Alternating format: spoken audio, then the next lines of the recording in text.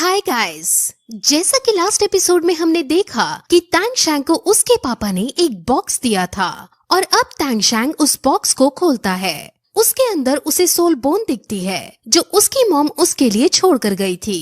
अब तैंग शैंग अपने पापा के कहने पर वहाँ मेडिटेट करने बैठ जाता है और सोल बोन को एब्जॉर्ब करने लगता है। उसे ऐसा करते वक्त अपनी मॉम दिखाई देती है जो उसे सीने से लगा लेती है और बहुत रोती है। अब तैंग शैंग फाइनली सोल बोन को एब्जॉर्ब कर लेता है। बॉक्स के अंदर 3 सोल बोन थी और उसके पापा कहते हैं कि बाकी जो 2 बची हुई सोल बोन है, जब तुम ट्राइब पे वापस जाओ तब तुम वो अपने अंकल को दे देना।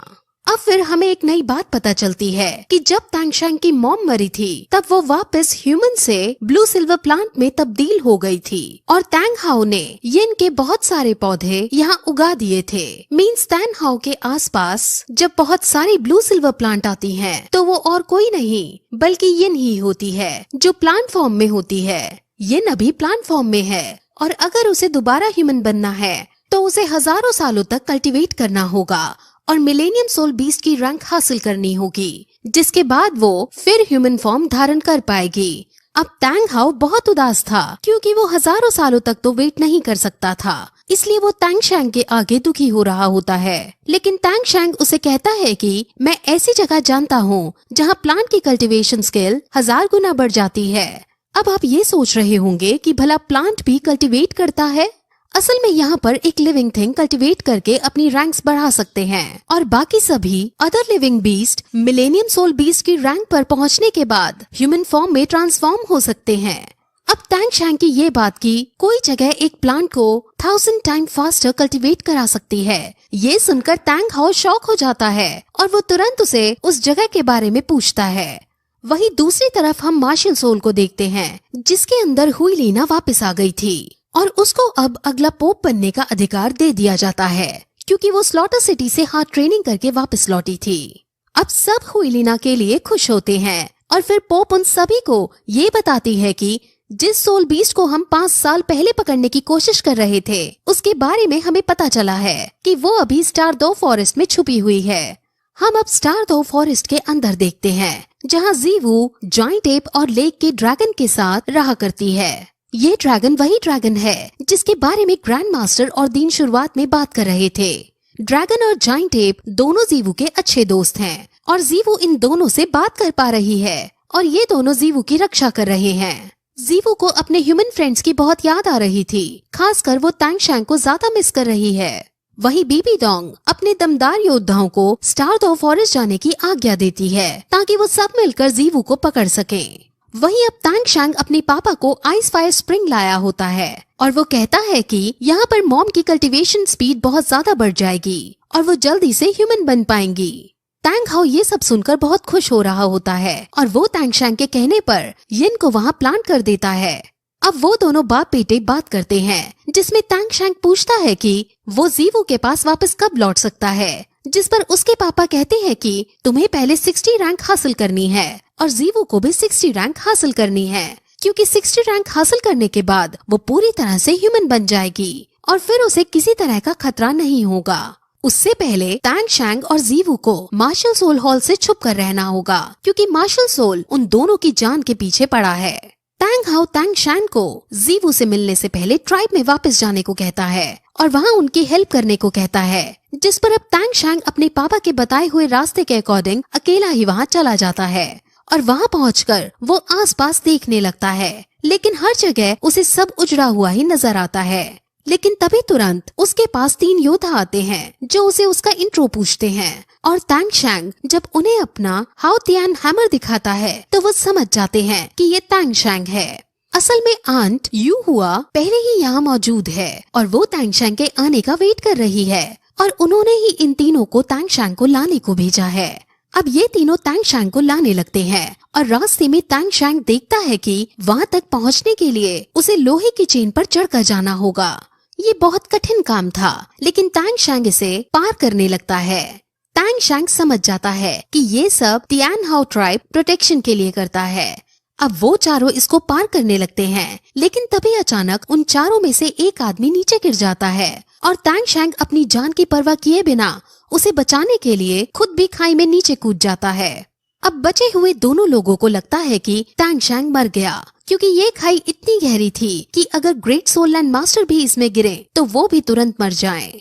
वो दोनों शोक मना ही रहे होते हैं कि तभी टैंग शैंग उड़कर ऊपर आता है और उसकी गोद में दूसरा आदमी भी होता है। और फिर अब हमें यहाँ से पता चलता है कि टैंग शैंग की मॉम ने जो उसके लिए सोल बोन छोड़ा था, उसको प्राप्त करने के बाद टैंग शैंग के पास उड़ने की एबिलिटी आ गई है।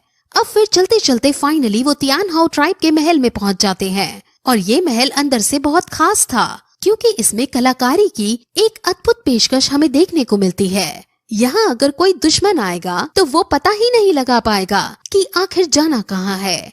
ये बहुत ज्यादा सिक्योर एरिया है। अब फिर टैंग शैंग अंदर पहुँच जाता है और उसे आंट यू हुआ और अपने ताऊजी दिखते हैं। वो अपनी आंट को ग्रीट करता है और फिर तभी उसके ताऊजी उस पर अपना फोर्स अटैक कर देते हैं। वो टैंग शैंग के ऊपर बहुत ज्यादा प्रेशर अप्लाई करते हैं और टैंग शैंग समझ जाता है कि ये मेरा टेस्ट ले रहे हैं। वो तुरंत डेथ गॉड डोमेन और ब्लू सिल्वर एम्परर का डोमेन यूज करता है और उसके प्रेशर से बचने लगता है। और टैंग शैंग की ये एबिलिटी देखकर वो बहुत खुश होता है और फिर वो उसे ग्रीट करता है। टैंग शैंग अब उनको बाकी के 2 सोल बोन देता है और कहता है कि ये पापा ने आपके लिए भिजवाए हैं और मैं यहाँ अपने पापा की जगह आया हूँ और मैं ट्राइब के लिए अपना योगदान देने आया हूँ। अब उसके ताऊजी बहुत खुश होते हैं और वो टैंग शैंग के आने की खुशी में एक दावत ऑर्गेनाइज करते हैं और फिर उससे बातें करने लगते हैं। उसके ताऊजी बताते हैं कि वो तीसरी जनरेशन है और हम यहाँ फिलहाल 200 लोग हैं। उन 200 में से कुछ लोग ही यहाँ तुम्हारे इस जश्न में आए हैं और बाकी लोग ट्रेनिंग यार्ड में प्रैक्टिस कर रहे हैं। असल में इस ट्राइब के अंदर भी 2 मानसिकता वाले लोग मौजूद हैं। पहली मानसिकता वाले लोग तुम्हारे ताऊजी के साथ हैं और वो सब सोचते हैं कि तुम्हारे डैड की इसमें कोई गलती नहीं थी। सारी गलती इविल मार्शल सोल हॉल की थी, जो हमेशा डोमिनेट करना चाहती है। वहीं दूसरी मानसिकता वाले लोग ये मानते हैं कि सारी गलती तुम्हारे पापा की थी और अगर तुम्हारे पापा सोल बीस्ट के प्यार में ना पड़ते तो उनकी ट्राइब कभी खत्म ना होती। दूसरी मानसिकता में ट्राइब के बड़े बड़े एल्डर्स मौजूद हैं और वो तुम्हें कभी एक्सेप्ट नहीं करेंगे, लेकिन तुम्हें हिम्मत नहीं हारनी है और टफ बने रहना है। अब वो ये बात कर ही रहे होते हैं कि तभी उसके सामने एल्डर्स आ जाते हैं और वो सभी गुस्से से टैंग शैंग को देख रहे होते हैं और फिर यही एपिसोड इस तरह खत्म हो जाता है। गाइस, आपने चैनल को सब्सक्राइब किया है या नहीं? नहीं किया तो सब्सक्राइब कर लो। अगर आपने BTTH और सोल लैंड के सारे पार्ट्स नहीं देखे हैं तो चैनल पर जाकर देख लो और कमेंट में भी बता दीजिए आपको कौन सी सीरीज पसंद है, सोल लैंड या BTTH। Thank you. Hi guys, जैसा कि लास्ट एपिसोड में हमने देखा कि टैंग शैंग ट्राइब में वापस आ गया था और वो अपने ताऊजी से बात कर ही रहा था कि तभी वहाँ कुछ एल्डर्स आ जाते हैं जो गुस्से से टैंग शैंग को देखने लगते हैं। वो टैंग शैंग को देखते ही समझ जाते हैं कि इसके पास डेड डोमेन है और ये अपने पापा के जितना ही ताकतवर है। लेकिन वो एल्डर्स फिर भी टैंग शैंग से कहते हैं कि तुम बेशक अपने पापा की तरह ताकतवर हो, लेकिन हमें एक और हाओ तियान नहीं चाहिए अपनी ट्राइब को तोड़ने के लिए। टैंग शैंग विनम्र रहकर उनके सामने झुकता है और उनसे अपने डैड की तरफ से माफी मांगता है और कहता है कि मैं अपने पापा की गई गलतियों को सुधारने आया हूँ और मैं ट्राइब का नाम फिर से रोशन करना चाहता हूँ। टैंग शैंग के ये सब कहने के बावजूद भी एल्डर्स उसके पापा को बास्टर्ड और उसकी मम्मी को गाली देते हैं और फिर वो बताते हैं कि कैसे 20 साल पहले मार्शल सोल ने 7th एल्डर के बेटे को जान से मार डाला था, जिसके बाद 7th एल्डर और उसके बाकी फॉलोअर्स ने टैंग हाओ को ट्राइब से निकलने का आंदोलन चला दिया था। अब ये सब जानने के बाद टैंग शैंग कहता है कि मेरे पापा की वजह से 20 साल पहले ट्राइब को नुकसान हुआ, लेकिन वो नुकसान मार्शल सोल ने किया था, जिस वजह से आपके दुश्मन मेरे पापा नहीं बल्कि मार्शल सोल होने चाहिए। हाँ, लेकिन मेरे पापा की वजह से ऐसा हुआ था, उसकी मैंने माफी मांग ली, लेकिन आपने मेरी मम्मी को गाली दी और अब आपको नहीं छोड़ूंगा। ये सुनकर सभी एल्डर्स टैंग शैंग को शॉक होते हुए देखने लगते हैं, क्योंकि टैंग शैंग ने ट्राइब के 7th एल्डर को खुलेआम चुनौती दे दी थी। 7th एल्डर उस पर हंसता है और कहता है कि तुम मेरे को क्या ही मार पाओगे, तुम पहले मेरे डिसाइपल से लड़ो। वो अपने डिसाइपल को आगे भेजता है और कहता है कि तुम टैंग शैंग को हराओ और अगर तुम इसको नहीं हरा पाए तो तुम्हें मैं 1 साल के लिए जेल में डाल दूंगा। इस डिसाइपल का नाम टैंग हू है और ये यहाँ का सबसे स्ट्रॉन्ग डिसाइपल है। फिर अब टैंग शैंग भी कहता है कि अगर मैंने इसे हरा दिया तो आपको मुझसे लड़ना होगा, जिस पर सेवेंथ एल्डर एग्री कर जाता है और अब टैंग शैंग और टैंग हू की लड़ाई शुरू की जाती है। इस लड़ाई को टैंग शैंग के ताऊजी के साथ साथ बाकी ट्राइब वाले देख रहे थे। टैंग हू की रैंक 64 थी और वो स्टॉर्म ब्रांच का था। वहीं दूसरी तरफ टैंग शैंग की रैंक 59 थी और वो कंट्रोल ब्रांच का वॉरियर है। लेकिन टैंग शैंग के पास डेथ गॉड डोमेन है, जिस वजह से टैंग शैंग भारी पड़ सकता था। टैंग शैंग अपनी ब्लू सिल्वर प्लांट निकालता है और उसकी ट्विन मार्शल सोल को देखकर सब बहुत शॉक हो जाते हैं। अब टैंग हू भी हैमर निकालकर टैंग शैंग पर अटैक करने बढ़ता है, लेकिन टैंग शैंग 4 स्पिरिट रिंग का यूज करके उसे ब्लू सिल्वर केज में ट्रैप कर देता है। टैंग हू ट्रैप को तोड़ने की कोशिश करता है और टैंग शैंग भी, और टैंग शैंग समझ जाता है कि ये कुछ ही देर में ट्रैप को तोड़ देगा। इसीलिए वो तुरंत ब्लू सिल्वर केज की डेंसिटी बढ़ाने लगता है और धीरे धीरे वो उसके शरीर के अंदर पॉइजन भी इंजेक्ट करने लगता है। अब थोड़ी देर बाद जब टैंग हू पूरी ताकत लगाकर केज को तोड़ देता है तो उन दोनों में हैंड टू हैंड कॉम्बैट होती है और टैंग शैंग फिर उसे ब्लू सिल्वर प्लांट से दूर खींचकर फेंक देता है और फिर अपनी न्यू स्किल्स जो उसे ब्लू सिल्वर एम्परर बनकर मिली थी उसे यूज करता है। इस स्किल में उसके पास blue silver emperor tyrant seer आ गया था और वो इस भाले की मदद से तुरंत उस पर हमला करता है और फिर फाइनली टैंग हू हार जाता है और टैंग शैंग जीत जाता है। सेवेंथ एल्डर टैंग शैंग के भाले को देखकर बहुत शॉक होता है, क्योंकि अगर ये भाला सेवेंथ एल्डर को लग जाता तो इस भाले का वार सेवेंथ एल्डर भी नहीं झेल पाते।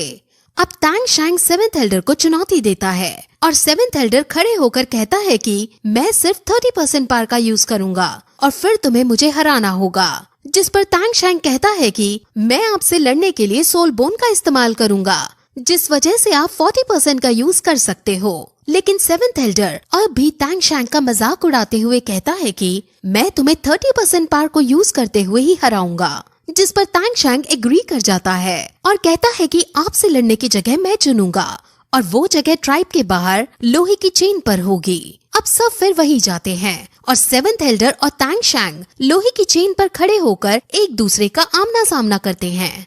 अब उनमें फिर ये डिसाइड होता है कि अगर टैंग शैंग मैच जीतेगा तो उसे इस ट्राइब में रहने दिया जाएगा और उसे ट्राइब को आगे बढ़ाने का मौका मिलेगा। और इसके अलावा टैंग शैंग कोई 3 इच्छा पूरी करवा सकता है, लेकिन अगर टैंग शैंग हारेगा तो उसे ट्राइब छोड़कर हमेशा के लिए जाना होगा। अब फिर इनकी फाइट शुरू हो जाती है और टैंग शैंग उनको देखकर समझ जाता है कि ये एक सोल लैंड मास्टर हैं और ये 20 साल से प्रैक्टिस कर रहे हैं, जिस वजह से इनको हराना मुश्किल होगा। अब वो दोनों फिर एक दूसरे पर हमला करते हैं और उनमें फाइट होने लगती है। वहीं दूसरी तरफ हम टैंग हाओ को देखते हैं जो आइस फायर लेक के पास यिन के करीब बैठा था और वो टैंग शैंग की खैरियत के बारे में सोच रहा था। टैंग शैंग हिडन वेपन्स और ब्लू सिल्वर प्लांट के कॉम्बिनेशन का बेस्ट पॉसिबल मैनर में यूज करता है और उनके अटैक से बचते हुए वो सेवेंथ एल्डर पर हमला करने की कोशिश करता है। लेकिन सेवेंथ एल्डर अपने 2 हैमर समन करते हैं और उन दोनों हैमर को एक आगे से और एक पीछे से टैंग शैंग को मारने के लिए छोड़ देते हैं। टैंग शैंग अपने आसपास blue silver domain, dead domain और ब्लू सिल्वर प्लांट का ऑरा बनाकर डिफेंस करने की कोशिश करता है, लेकिन अंत में दोनों हैमर आपस में टकरा जाते हैं और सभी को लगता है कि टैंग शैंग इसमें पिस गया है। लेकिन तभी हम टैंग शैंग को देखते हैं जो घोंसली ट्रेस यूज करके तेजी से वहाँ से निकल गया था और बच गया था। अब ये देखकर सेवेंथ एल्डर को गुस्सा आ जाता है और वो अब जीतने के लिए सारी हदें पार कर देता है और 40% से भी ज्यादा पावर का यूज करने लगता है। अब टैंग शैंग हल्का पड़ने लगता है, लेकिन वो फिर भी हार नहीं मानता और उनमें अब आइकॉनिक लेवल की बैटल होने लगती है और इस बैटल में लोहे की चेन टूट जाती है और वो दोनों नीचे गिरने लगते हैं।